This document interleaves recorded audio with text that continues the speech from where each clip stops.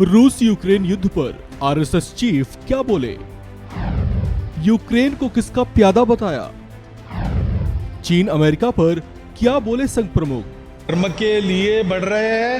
हाँ, वैश्विक स्तर पर देखें तो उसी के लिए बढ़ रहे हैं। बड़े होके बाकी देश क्या करते? डंडा चलाते। पहले रशिया चलाता था, उसको अमेरिका ने गिरा दिया, अपना डंडा शुरू किया। अब चीन आया है, वो अमेरिका को पछाड़ेगा ऐसा लगता है।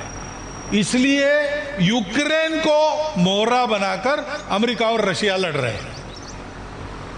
भारत को कह रहे हमारी तरफ आओ, हमारा पक्ष लो। भारत कहता है आप हमारे दोस्त हो, आप भी हमारे दोस्त हो। ये जो मर रहा है आप दोनों के बीच, वो भी मेरा दोस्त है। पहले मैं उसको राहत पहुंचाता हूं, अभी मैं आपका या उनका पक्ष नहीं लेता। ये लड़ाई का जमाना नहीं, लड़ना बंद करो। ये कहने वाला भारत खड़ा हुआ है जो पहले हिम्मत नहीं थी अपनी। धर्म के लिए बढ़ रहा है। श्रीलंका चीन से दोस्ती करती थी, पाकिस्तान से करती थी, हमको जरा दूर ही रखती थी। लेकिन जब खतरे में पड़ी तो कौन आया उसकी मदद के लिए? दुनिया का एक ही देश आया, उसका नाम भारत है। क्योंकि धर्म के मानने वालों का देश दुनिया में कभी भी किसी का लाभ नहीं उठाएगा। परस्पर जीने के लिए हम एक दूसरे का लाभ उठाते हैं, लेकिन वो प्रेम का लेन देन होता है, सौदे का नहीं होता है।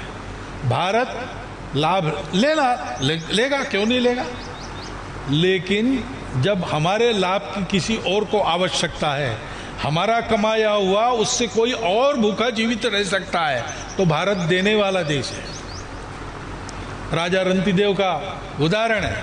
धर्म के लिए बढ़ रहे हैं। हाँ, वैश्विक स्तर पर देखें तो उसी के लिए बढ़ रहे हैं। बड़े होके बाकी देश क्या करते? डंडा चलाते। पहले रशिया चलाता था, उसको अमेरिका ने गिरा दिया, अपना डंडा शुरू किया। अब चीन आया है, वो अमेरिका को पछाड़ेगा ऐसा लगता है। इसलिए यूक्रेन को मोहरा बनाकर अमेरिका और रशिया लड़ रहे हैं।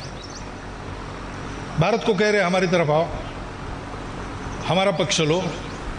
भारत कहता है आप हमारे दोस्त हो, आप भी हमारे दोस्त हो। ये जो मर रहा है आप दोनों के बीच, वो भी मेरा दोस्त है। पहले मैं उसको राहत पहुंचाता हूं, अभी मैं आपका या उनका पक्ष नहीं लेता। ये लड़ाई का जमाना नहीं, लड़ना बंद करो। ये कहने वाला भारत खड़ा हुआ है जो पहले हिम्मत नहीं थी अपनी। धर्म के लिए बढ़ रहा है। श्रीलंका चीन से दोस्ती करती थी, पाकिस्तान से करती थी, हमको जरा दूर ही रखती थी। लेकिन जब खतरे में पड़ी तो कौन आया उसकी मदद के लिए?